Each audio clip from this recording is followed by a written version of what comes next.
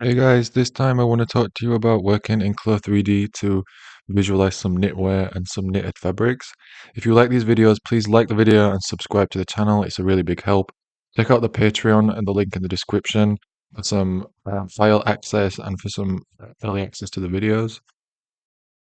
Check out Discord as well if you guys have questions or you need feedback on anything. It's easy to talk with you in Discord. So for now, let's just jump into it. Hey guys, I want to show you how to use CLO3D and Substance Sampler to make some pretty good knitwear visualizations in CLO.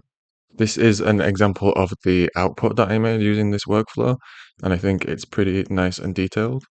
We're also going to use the fur material inside CLO to get a better look on the edges of this garment. So let's jump into it and start in CLO. So in CLO, I have my sweatshirt. This is just a very simple model that's you know, a neck trim, cuffs, and everything. And this is what I'm going to use to start texturing. So the first thing we need to do is create an image reference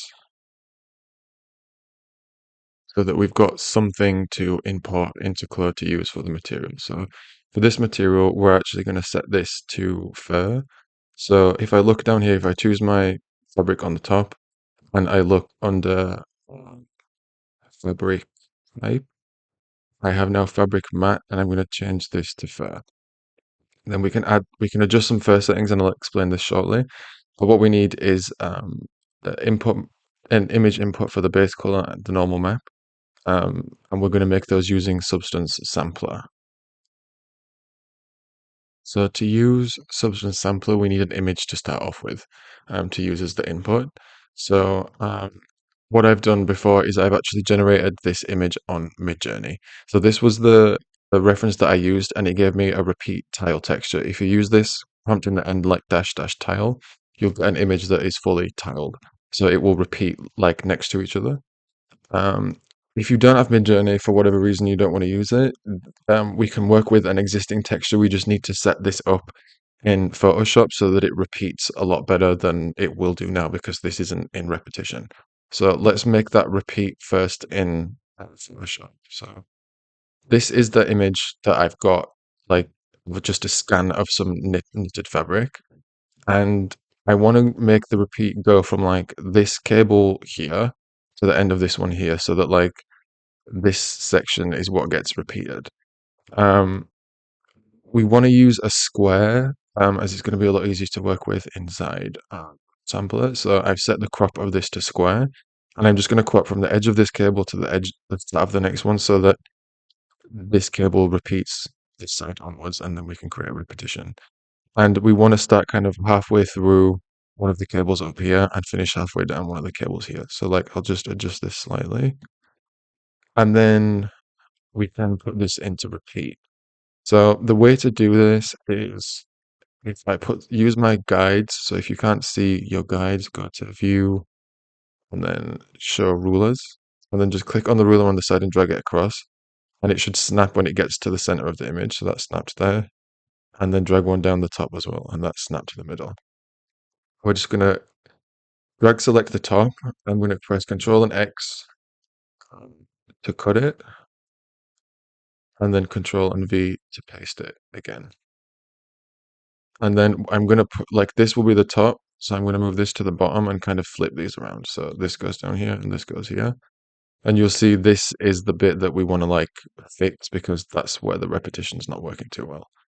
We're going to merge these back together. So right click and choose merge layers. And then using this spot healing brush, I'm going to just drag across the center of this image. So make sure it's set to spot healing and not healing, just spot healing brush. And then I'm going to make it a little bit bigger. And then just click and drag across here. And it should remove that kind of seaming that's happening. So if we want to get rid of this bit, we can just use this spot healing brush to make that a bit more consistent. And then do it the other way. So drag across this way, press Control X to cut it, Control V to paste it, and then just flip these two guys around. And then again, we're going to spot heal down here now. So if you want to get rid of the ruler so it looks a bit better, go to View, guides and then click clear guides and they'll be gone. And if you zoom in, you see that there's this like little seam of pixels on the edge. So again, merge those layers together and then just using the spot healing again, I'm just going to go straight down here. And this looks a lot better now. So if I were to then place two of these next to each other, you see now we get a seamless join edge to edge. And then again, if I put these on top of each other, we'll get a seamless join from top to bottom. So now all of these kind of work as one seamless tile. So that's how you can work in Photoshop to like make something seamless and look a lot better. I'm actually going to use the one that I got from Midjourney because I just like the design more, but I understand not everybody's got Midjourney, so this might be useful. So let's jump actually into Substance Sampler. So if you've not been in Sampler before, welcome. This is actually quite straightforward, I would say, compared to some of the other Substance programs. Um, I've got my two knit textures here, and I want to use this one that's already in repeat. Like this is a nice detailed, image. I've got some good resolution on this, and it's like a 1K resolution. So just drag and drop your image into the workspace. And then we're going to use these default settings. So we want to do image to material AI powered. And then leave all these settings as they are. You can increase the resolution if you want, but 1K is fine for me. And then click import. And after a second, it will do some loading and it will generate a nice texture for you. We want to tweak this a little bit because it looks a little bit flat right now. So if we go to our image texture, we want to actually be in the image to material AI powered one. So this is the image we're working with. This is the base material, and we want to use this layer on top. Scroll right to the bottom, and you have one called delighting intensity. So on the left is like the material that we've made so that you can spin this around. You can zoom in and out on this and take a look at what we're getting here. But in general, this looks quite nice and seamless, and we can move the light like we do in Substance Painter as well. I want some more definition in this. It looks a little bit flat and cold right now. So if you go right to the bottom and look at this one called delighting intensity, you can drag this down and you'll see we get some more of these shadows coming back into the original base color. So these are the maps that we're generating on the bottom here. Base color is our diffuse. We have a normal map. We have a roughness. We have metallic. There's nothing there because we don't want this to look metallic. And then we have the height. The height is what's going to be used for any displacement, which I'm not going to touch on in CLO today, but this will be useful in the future. The base color looks fine.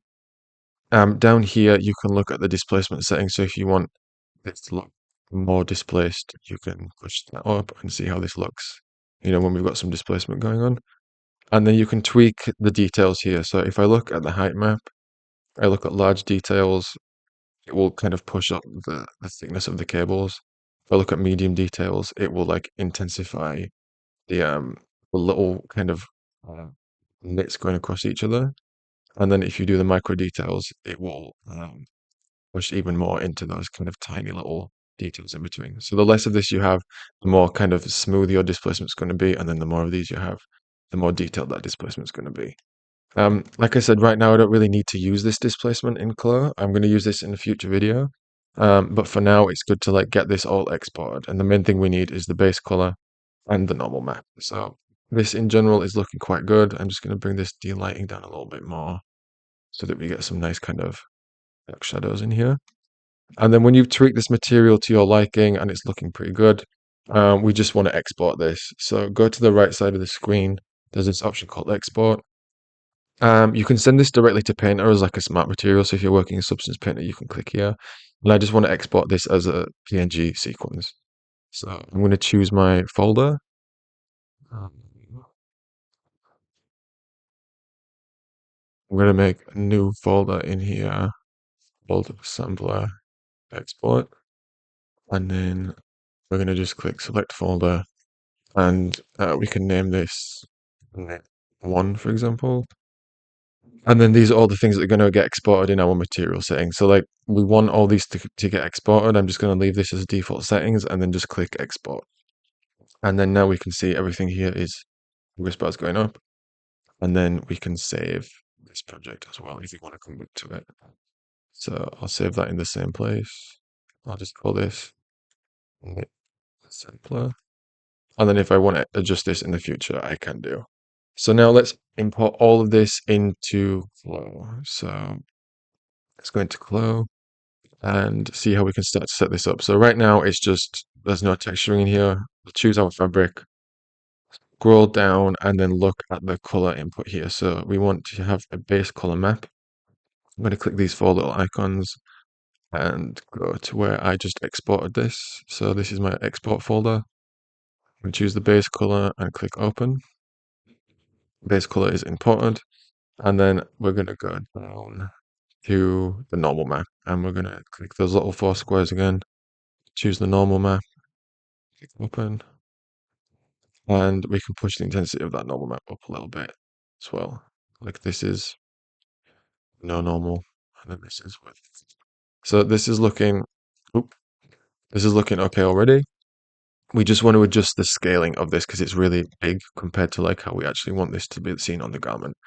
So to scale it, we're going to use this edit pattern, edit texture tool over here. Click edit texture, choose your garment, and then just in the top right gizmo up here, just drag this down and we will reduce the scale of our knitted material here. This is looking quite nice. I just want to tweak this color a bit so it feels a bit grayer because it's blue right now. Maybe something like this. So we can layer this color on top. And then let's look at this in render view to see what we're getting here. So I'm just going to go up here to render, click render, and then refresh this. Was the last render I did.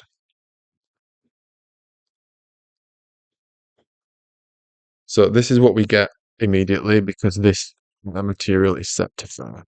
So right now the render type, the material type is set to fur, which is what we want because we want to add some like little furry details on top of this so it feels knitted.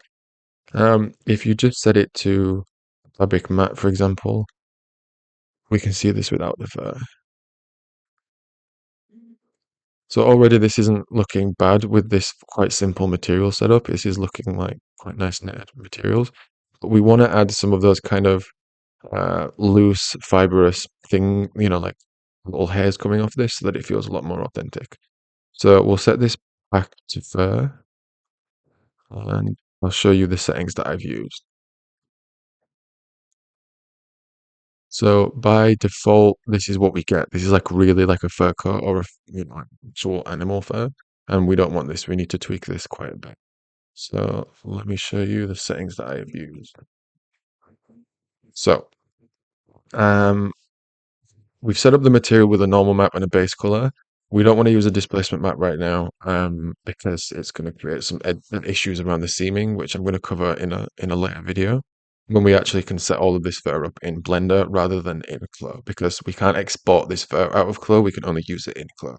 So if we want to render anything in Blender, we're going to have to set that up in a secondary manner. So I'll come to that in the next video. But now we want to look at the fur parameters. So this is the material parameters. This is looking fine so far. The fur parameters is what we want to tweak next. So if I look here, this is kind of just set to default. The one thing I've reduced was the glossiness, so I'm just going to set that down to 0 so that the fur isn't like too shiny. And then we can look at the shape. So I want the length to be set to 0.2 so that the length of each hair isn't 5 centimeters long. So that's a good start. Then we want to check the thickness, that's this default setting. The bend I'm going to reduce, the taper we can leave at ease, and then the density in the segments we can reduce as well. So density is how much fur is in a square inch, and this is obviously quite a lot of fur. So I'm going to set this down to 50. And then under segments, the segments is like how many points the fur has to kind of bend on. So if you have less segments, it's going to be less kind of bendy.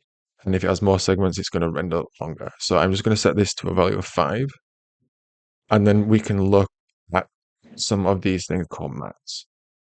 So this is a new feature in CLO. So I'm just going to click this cluster button here. And it should open a new menu for us. So this will allow us to set like how lumped together areas of this fur is. And Very simply, I've set this to a value of 0.57, and I've set this one to a value of 0.21. Now, I advise that you kind of tweak around with this and just experiment a bit to see what the result is, but these are the values I'm using in this example. And then if we go to bend direction, we want to make some tweaks here as well. So the intensity, I'm going to set to 0.6. Pore density, I'm going to set to 0.4. The rest of this, I think I can leave as the default settings so that we don't need to change much here. And then I'm just going to click apply. And then I can close this out and we can just check that those last settings are set up. So if I scroll down to the bottom and we look at curl, we want the hair to curl around a little bit so it looks like a fiber of wool that's come out of the knitted yarns. So I'll set this curl radius to 0.5 so that there's a little bit of curl happening, and then the number of curls we can set to 1. So now with these settings applied, if I reload my render, we should see a much nicer result here. So yeah, the fur is like a lot shorter, obviously, because I've reduced the length. And then if I zoom in on this and look around, we can see some little furry edges kind of coming around each side of the, the knitted pieces here. So this is looking a lot better. What I'd suggest is then we just make another material very quickly for the neckline and the hem, because usually you would have a rib fabric around here rather than the cable at these points. So very simply, we want to keep all these settings kind of as they are. I'm just going to click copy up here and rename this one rib. And then we're just going to switch out some of these image textures here. So if I look in my references, I have a rib. So I'm going to use this as the rib input because it's more linear, and this is as well a repeating texture. So on the rib one, I'm just going to click this delete button to delete these inputs. Choose my base color over here and choose this rib one. And then let's go back into the simulation space just to see how this is going to look. So we want to apply this rib to the neck trim, the hem, the cuffs, and the back hem. So I'll just drag this rib one onto those pieces. Like that. And then obviously, as you see, the rib is really big in scale. So we want to come here and kind of scale this down somewhat so that we get more of like a rib look on this. And then I just want to tweak the base color of this so it sits a lot nicer with this gray one. And I think we can go towards this blue direction and just match this color a bit better. Right. And because we've just copied this and we've kept all those first settings the same, if we go now back into the render view and reload this, we should have a nicer look on these rib trims. So yeah, I think this is a nice kind of example of how we can visualize knitwear in CLO3D and get a nice look in the render environment here. Like I said, if you want to ever export this, we can't export the fur properties with this like as an OBJ or an Alembic or something. We need to set those fur properties up inside Blender. So in the next video I'm going to make, I'll show you how we can kind of recreate this workflow entirely in Blender. And then we can use that, for whatever scenes that we want to build in Blender as well. But I wanted to show you how these tools work inside Claude because I think they're very useful for like adding more depth and realism to your fabrics. Experiment with the fur tools. There's a lot you can do here. There's a lot of settings that you can change, and I will post in the link in the description the reference images that I've used and the settings that I've used so that you guys can just recreate those settings on your own. So I hope you found this one useful and I hope you learned something. And in the next one, I'll show you how we can do this kind of exact same setup, but recreating the steps in Blender and not inside Claw. So good luck.